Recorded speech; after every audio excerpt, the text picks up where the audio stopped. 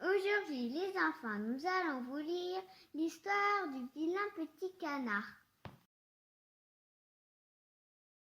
Il était une fois une canne qui couvait ses œufs, depuis déjà fort longtemps. Elle avait hâte que ses petits brisent leur coquille et la suivent sur l'eau calme de l'étang. Enfin, un beau matin, des craquements se firent entendre, et quelques instants plus tard, des petites boules de plumes dorées se pressaient autour de leur maman. Celui-ci, bien qu'heureuse de ses naissances, restait toutefois contrarié. Un de ses œufs, pourtant plus gros que les autres, ne s'était pas ouvert. Le soir venu, une de ses voisines lui rendit visite. « Si tu veux mon avis, lui dit-elle, oublie celui-ci. Il m'a tout l'air d'être un œuf de dindon. Il ne te causera que des soucis. Et en plus, l'oiseau qui en sortira ne saura même pas nager. »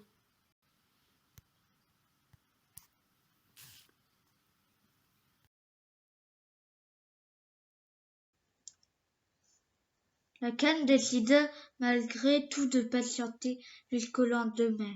Enfin, au premier rayon du soleil, un oisillon bizarre sortit du dernier œuf. Ce caneton-là était tout gris et bien plus grand que ses frères et sœurs. Un peu plus tard, la canne le vit nager avec aisance et se dit qu'il était un peu différent de ses autres petits, mais que malgré tout, elle l'aimerait tout autant. Hélas, ce fut lorsqu'elle voulut présenter sa petite famille aux autres animaux de la basse-cour que les choses se gâtèrent. Plusieurs canards se ruèrent sur le dernier né et le pincèrent. « Fiche le camp d'ici !» criaient certains. « Tu n'es pas des nôtres. Dommage que ta mère ne puisse pas te refaire, » se moquaient encore les autres. Au début, la canne défendit son dernier né, puis elle se lassa, regrettant même qu'il lui soit né un caneton si bizarre.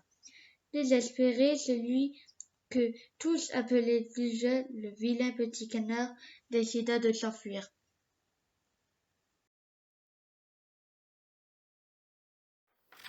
Le vilain petit canard se retrouva au bord d'un marais, où vivaient des canards sauvages.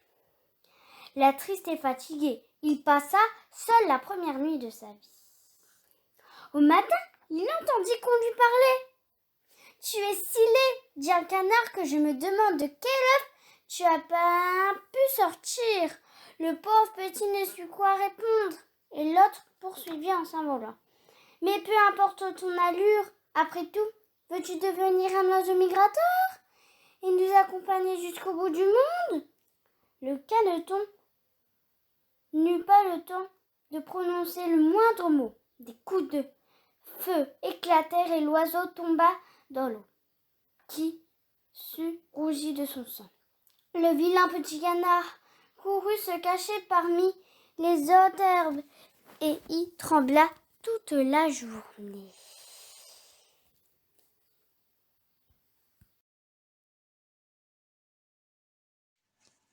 Lorsque la nuit tomba enfin, il sortit de son abri et s'enfuit à travers champs.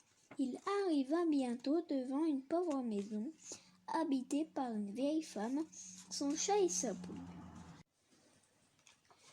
Là non plus, il ne fut pas bien accueilli, car très vite on lui reprocha de ne savoir ni ronronner, ni pondre d'œufs. Alors il décida de s'enfuir de nouveau.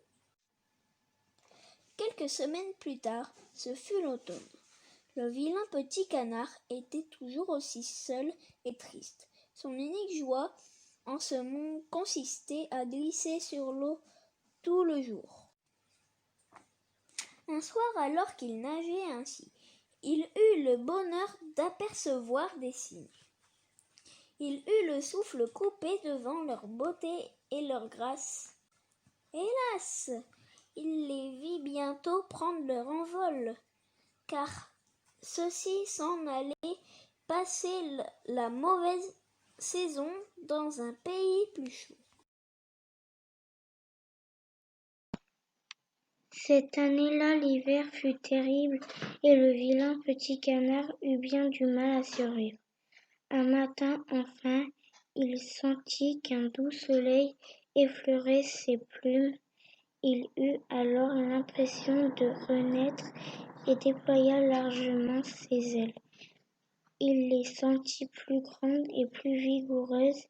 Il s'envola sans le moindre effort et se posa dans un verger où il vit venir à lui une troupe de cygnes.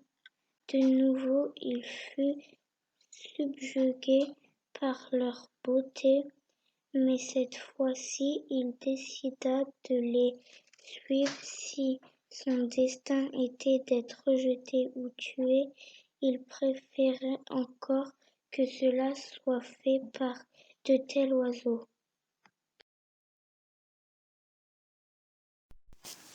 Il s'avança donc vers eux en baissant respectueusement la tête.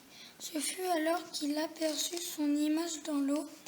Lui, le vilain petit canard, était maintenant vêtu de plumes blanches et portait un long cou grasseux. Lui, le vilain petit canard, était devenu un cygne. Alors, redressant fièrement la tête, il nagea vers la troupe de cygnes qui l'accueillirent un grand cri de joie.